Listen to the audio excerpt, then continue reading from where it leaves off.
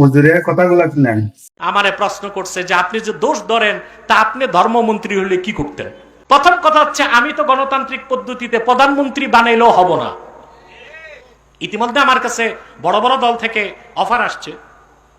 আমি বলছি আমি এই আদর্শ বিশ্বাস করি না। ওজোর হিসেবে গেলে আপনারা যান, আমাকে টানার দরকার, এটা আমার আদর্শ না। দুই, খেলাফার ভিত্তিতে যদি রাষ্ট্র প্রতিষ্ঠিত হতো তা আমরা দুইটার একটা কাজ করতাম। এক, হিন্দুদেরকে আমরা জিজ্ঞেস করতাম তোমরা কি ধর্ম পালন করবা ধর্মগ্রন্থ অনুযায়ী না সংস্কৃতি অনুযায়ী? তো যারা খাঁটি হিন্দু তারা কি বলবে? ঋগ্বেদ, বেদ, এই সবগুলো হিন্দুদের পুস্তকে এসেছে। হিন্দুরা কোনো প্রতিচ্ছবি, প্রতিমা, ভাস্কর্য নির্মাণ করতে পারবে না, এক স্রষ্টার ইবাদত করতে হবে। তো তাদের ধর্মগ্রন্থ অনুযায়ী আমাদের কাজ হবে তখন মূর্তিগুলো কি করে দেওয়া, পরিষ্কার করে দেওয়া।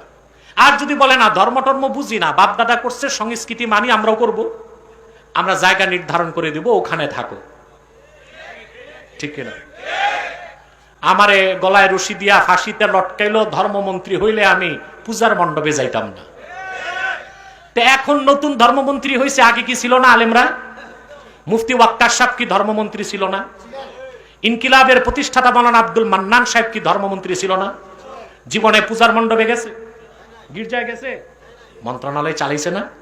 তো এখন মন্ত্রণালয় চালাইতে, গির্জায় যেতে আর মন্দিরে যেতে দরকারটা কি? দরকার কি বুঝি, এটা হচ্ছে পশ্চিমা বাবাদের ঠেলা, যে ক্ষমতায় যাইতে হলে মৌলবাদ ছাড়তে হবে। ক্ষমতায় যাইতে হলে মৌলবাদ। মরহুম মাওলানা দিলাওয়ার হোসেন সাঈদী, আল্লাহ তাকে ব্যস্ত নসিব করুন, 10 বছর এমপি ছিল। কয় বছর? তার নির্বাচনী এলাকা পিরোজপুরে গেলে দেখবেন প্রতি মহল্লায় হিন্দু পাড়া। ধর্ম মন্ত্রণালয়ের স্থায়ী কমিটির চেয়ারম্যান ছিলেন সাঈদী সাহেব, কিন্তু কেউ একটা ফুটেজ দেখাতে পারবে না তিনি দায়িত্বে থেকে কখনো কোনো পূজা মণ্ডপে গেছেন। ব্যক্তিগতভাবে হিন্দুদের বাড়ি বাড়ি যেতেন, খোঁজ খবর নিতেন, ওটা ভিন্ন জিনিস।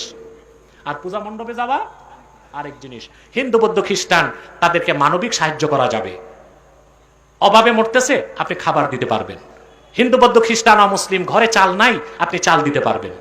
হিন্দু, বৌদ্ধ, খ্রিস্টান আগুন লেগে গেছে, মুসলমানদের উপর কোনো সমস্যা নাই, তারা যে আগুনটা নিভাই দিবে।